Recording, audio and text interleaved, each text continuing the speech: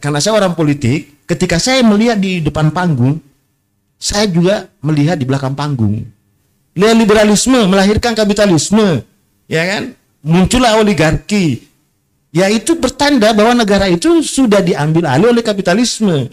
Di dalam politik ya, komunisme adalah tempat persembunyian yang paling aman.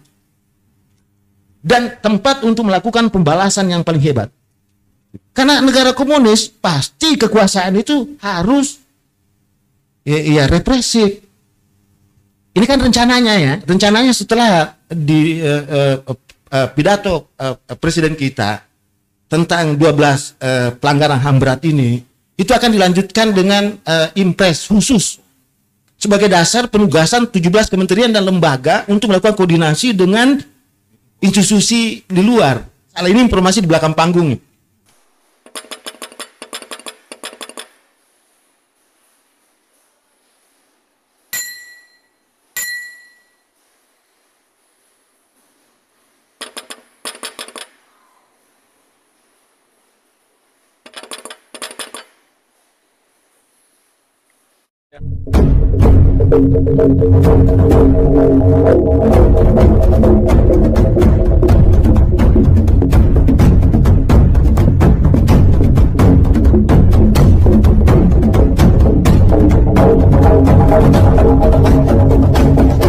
Itu saya ke garis politik, demarkasi ilmu saya saja, jangan nyebrang kemana.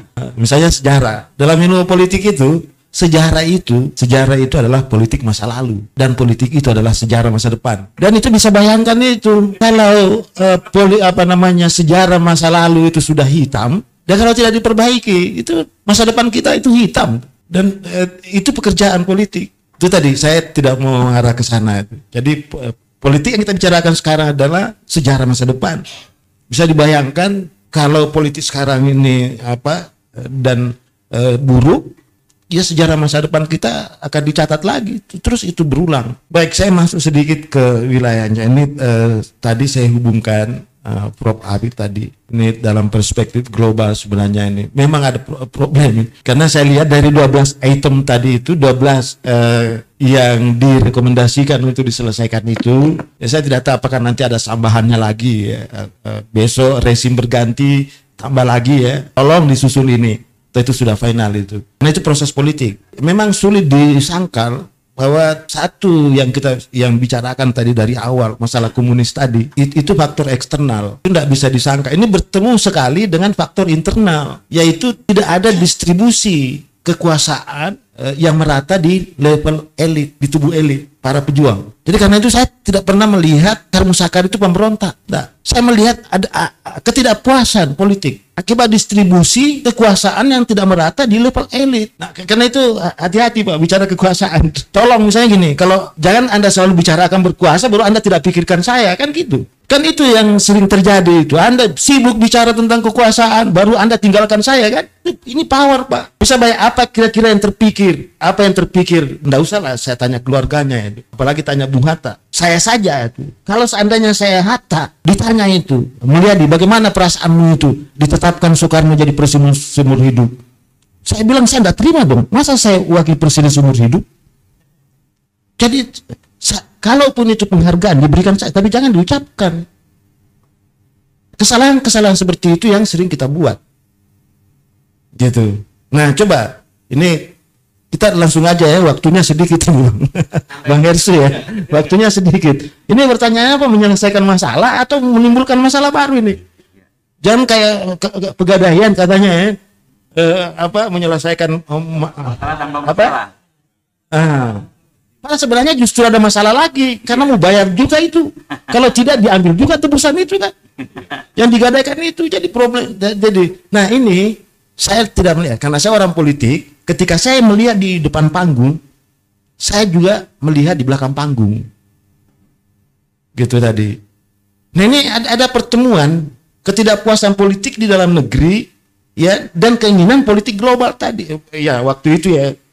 Pak, jadi perang dingin itu adalah kelanjutan dari perang dunia kedua. Ketika ada negara yang sudah ditaklukkan, nah itu masukkan ideologi itu. Nah, disitulah pembelahannya tadi. Saya pikir sekutu itu tidak terpecah. Rusia itu tidak terpecah, Uni Soviet itu tidak pecah dengan Amerika seandainya tidak berbeda ideologi. Karena itu sudah bicara tentang daerah mana yang akan kita jadikan sebagai wilayah jajahan selanjutnya gitu. Iya. Ya, Anda komunisme, ya kan? Gitu. Saya kapitalisme. Dan pertarungan itu sampai sekarang terjadi. Nah, di tempat ini kan saya katakan tadi, liberalisme melahirkan kapitalisme, ya kan? Muncullah oligarki. Ya, itu bertanda bahwa negara itu sudah diambil alih oleh kapitalisme. Saya katakan siapa? Musuh bebuyutannya. Komunisme. Komunis kan tidak pernah tidur. Sebagai sebuah pemikiran ilmiah, bahkan akademik, komunisme itu sebenarnya tidak banyak menarik, Pak. Bagi dunia akademisi itu. Saya yakin hanya sedikit saja ilmuwan yang tertarik dengan komunis itu. Dari sisi akademik. Banyak celahnya itu. Tapi sebagai sebuah strategi, sebagai sebuah gerakan untuk melakukan revolusi, komunisme itu paling bagus itu. Itu Anda catat itu. Ya. Di dalam politik ya, komunisme adalah tempat persembunyian yang paling aman. Dan tempat untuk melakukan pembalasan yang paling hebat. Itu pernyataan politik saya. Ya. Karena itu tadi narasumber menyebutkan data itu. Koersi itu lebih banyak dilakukan oleh kekuasaannya ada dalam komunis. Kenapa? Karena dia berasumsi bahwa kita ini merebut negara dari kaum kapitalisme. Karena itu kita harus rubah negara ini menjadi negara komunis. Karena negara komunis pasti kekuasaan itu harus represif. Kalau tidak oposisi kan. Nah, saya kira dari sekian banyak itu ya saya kembali lagi ke judul ini, jangan terlalu lewat saya.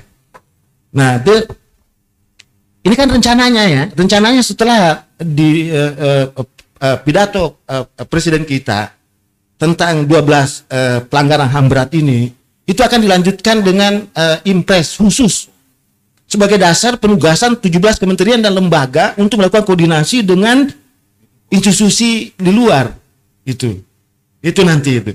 Dan kemudian kalau tidak salah ini informasi di belakang panggung, presiden sendiri akan mengunjungi ke daerah-daerah tertentu nanti. Ya, daerah-daerah yang menjadi korban.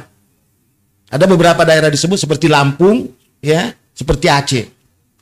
Tapi yang menarik, ya, ini akan mengumpulkan korban juga di luar negeri yang kebanyakan di Eropa Timur. Itu belum dijelaskan di mana tempat pertemuannya. Nah, karena dari 12 itu saya tertarik dengan komunisme juga, bicara komunisme ini.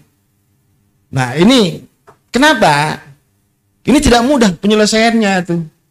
Kenapa tidak mudah penyelesaiannya? Karena nanti yang implikasi yang pertama adalah terjadi rebutan aku. Aku yang korban. Aku yang korban. Karena itu ada lagi lawannya mengatakan, aku juga korban. Jadi bukan menghindari, tidak ada. Ini kayak borok ditusuk lagi jarum itu. Ya kan? Karena berbicara ini, itu berbicara tentang hak korban, Pak. Nah, pemulihan hak korban kan, kalau pemulihan hak korban itu adalah bicara keadilan. Nah, Bapak bisa bayangkan itu tadi. Ya, Presiden akan membentuk impres menjadi dasar 17 kementerian dan lembaga untuk melakukan kerjasama di eksternal. Kemudian dia akan kunjungi dalam negeri, di luar negeri. Kemudian akhir bulan sebelum bulan Maret kalau tidak salah sebelum akhir bulan ini akan ada pembentukan satgas, ya semacam satgas khusus untuk mengevaluasi dan memantau tadi item-item yang ditawarkan oleh tim yang dibentuk ini. Dan yang khusus untuk penyelesaian yudisial itu presiden meminta kejaksaan berkoordinasi dengan Komnas HAM. Ini juga problem secara politik. Kenapa? Karena dua lembaga ini melanggar teori diferensiasi fungsional dan diferensiasi struktural yang pernah saya katakan di tempat ini. Jadi ada nanti perbedaan implementasi norma ketika Komnas HAM dan kejaksaan menafsirkan apa itu bukti dan apa itu peristiwa. Dalam soal penyelidikan dan penyidikan pasti beda. Contoh, ya. Contoh. Ini contohnya ini di eranya Prof. Habib tadi itu menetapkan kasus Tanjung Priok sebagai satu pelanggaran HAM berat. Nah, di era ini tidak muncul kan? Tidak muncul itu. Padahal itu kekerasan dilakukan, itu konflik vertikal. Penguasa dengan masyarakat, negara dengan warga negara, pemerintah dengan masyarakat. Nah, yang dibicarakan di sini komunisme adalah kelompok warga negara dengan warga negara yang disebabkan oleh sebuah kebijakan. Jadi mungkin banyak yang marah kalau saya mengatakan ya peristiwa komunis yang kita bicarakan ini 65 itu bukan pelanggaran HAM. Pasti banyak sekali yang marah kali. Gitu. Karena dia mengatakan itu pelanggaran HAM berat. Saya mau masukkan itu adalah konflik horizontal. Konflik politik horizontal. Saya banyak meneliti konflik di Indonesia, sesungguhnya tidak ada konflik primordial. Tidak ada konflik suku, agama, sara, tidak ada itu. Malah setiap secara kultural, misalnya ini, ya, malah konflik itu diselesaikan dengan mekanisme damai. Misalnya di Toraja, kalau orang berkonflik, itu ada tradisi memotong ayam, dikasih darahnya. Mereka tidak berdarah-darah, Pak, menyelesaikan konflik. Dia makan daging sama-sama, potong ayam. Ya, di Ambon ada kasus Pila Gandong misalnya kan, cara kultur itu bagaimana menyelesaikan konflik yang ada. Dilengkapi. Tapi kenapa tiba-tiba muncul kasus Poso, Ambon, Maluku Utara? Kenapa bisa itu? Saya berkesimpulan, semua konflik yang ada di Indonesia adalah konflik politik yang menggunakan instrumen primordial. Itu yang saya temukan, Pak. Dan ini tidak mudah. Kenapa? Nah, kita bicara tentang teori konflik politik. Karena banyak orang tidak memahami konflik politik. Dia mencampur baurkan antara konflik sosial. Konflik politik itu pertama, ada dua kelompok yang berkonflik. Kelompok. Bukan elit yang berkonflik. Kelompok yang itu. Yang kedua, dia dipicu oleh kebijakan politik. Gitu. Karena itu tidak bisa diselesaikan dengan mekanisme yudisial, hukum. Tidak bisa diselesaikan. Memang dalam penyelesaian dalam teori konflik, penyelesaian model pendapat pengadilan memang yang terakhir. Tapi dendam itu ada dalam diri. Dalam penyelesaian konflik, teorinya itu yang pertama itu ada namanya pendapat internal. Kedua pendapat ini harus disamakan. Dua kelompok berkonflik ini didamaikan dengan. Tapi ingat, ada syaratnya satu. Namanya mediator. Dan tidak mungkin pemerintah menjadi penengah. Tidak mungkin. Kenapa? Karena konflik politik disebabkan oleh kebijakan. Pemerintah sudah terlibat di dalamnya. Jadi tidak mungkin dianggap adil. Itulah sebabnya separatisme Aceh itu diselesaikan dengan juru damai dari luar. Konflik Poso menggunakan Yusuf Kala, bukan negara itu. Gitu. Karena dia harus menyediakan satu mekanisme ketika pendapat internal tidak tercapai, maka ada pendapat gabungan. Model ini model-model penyelesaian konflik. Ada model pendapat internal, ada pendapat eksternal, ada pendapat gabungan, dan ada pendapat model dominan. Nah ini saya kira saya tidak mau terangkan dijelas. Tetapi mekanisme yang dipakai oleh penguasa sekarang, rezim sekarang untuk menyelesaikan itu, saya baca dari depan panggung ke belakang panggung, ya justru menimbulkan masalah. Masalahnya di mana? Yaitu tadi, akan banyak muncul, saya juga korban. Saya juga korban. Aku juga korban. Akibatnya rebutan aku. Ya kan? Nah yang jadi problem adalah siapa yang mengorbankan Anda? Itu tidak ditemukan itu. Siapa pelakunya? Siapa yang mau dihukum? Gitu itu. Itu kan, ini dalam politik. Gitu tadi. Nah, yang kedua, ya, yang korban ini pasti akan menuntut rehabilitasi, Pak. Anda bisa bayangkan. Ya, ke depan nanti ketika komunis dikatakan korban, ya, orang-orang yang penganut komunisme dulu dikatakan korban, maka dia bisa meminta bahwa seluruh sejarah dirubah. Karena merugikan saya. Bapak mau merubah semua sejarah-sejarah. Itu salah satu implikasinya, Pak. Dan dia minta nanti, dirikan saya monumen. Dirikan saya monumen sebagai bukti kekerasan itu. Itu terus diperingati lagi. Lubang buaya tutup aja kan? Iya, pasti itu. Lubang buaya tutup. Semuanya itu. Film dilarang. Dan akan muncul nanti banyak lagi proyek-proyek. Ya bagi orang akademisi telepon koin, ya, intelektual yang mencari duit, pasti banyak tuh sponsor yang memberikan duit untuk itu pemulihan nama-nama tadi. Bahwa komunis itu bagus, komunis ini, komunis ini. Pasti itu. Akhirnya Pancasila ditinggalkan. Kita kehabisan waktu lagi. Ya. Karena akan kita beralih tadi dengan bacaan-bacaan tadi disajikan bahwa komunis itu bagus, komunis itu bagus itu. Komunis itu tidak bertentangan. Akan muncul lagi nanti ilmuwan-ilmuwan telepon koin. Intelektual pencari keuntungan tadi. Nah, itu menambah panjang masalah, bukan menyelesaikan masalah itu, Pak. Dari perspektif ilmu politik gitu. Ya, saya kira itu Bang dulu ya. Dan enggak terlalu banyak dulu karena ya, jadi kita memang agak rumit karena dari awal para pejuang kita tidak terdistribusi kekuasaannya. Kan baru belakangan kita susul satu-satu, kita cicil satu-satu. Oke, kalau siapa lagi pejuang baru dikasih. Ya kan? Jadi gelar pahlawan itu belakangan ditambahkan dia. Bisa bayangkan itu. Ya. Hari pahlawan 10 November dijadikan hari pahlawan tapi tidak ada pahlawannya. Aneh kan? Itu pertanyaan saya, kenapa Bung Tomo terlambat? Nanti tahun 2000-an ditetapkan dia jadi pahlawan itu kan. Karena ada tuntutan. Itu tandanya itu bahwa tidak ada distribusi kekuasaan di level elit. Saya baca baik-baik bukunya itu bukunya catatan tangannya itu Karl Musakar itu. Ya, itu sebenarnya kepedihan itu, Pak. Dia mengatakan begini, tidak ada gunanya saya berjuang. Tidak ada gunanya Indonesia ini. Kalau toh yang Anda masukkan Indonesia seperti itu, saya tutup, tidak ada gunanya. Kita ini kan bangsa imajinasi yang besar. Yang bangsa asli itu ya bangsa Jawa, bangsa Sunda, bangsa Batak, bangsa Bugis. Itu bangsa asli. Kita turunkan derajatnya menjadi suku.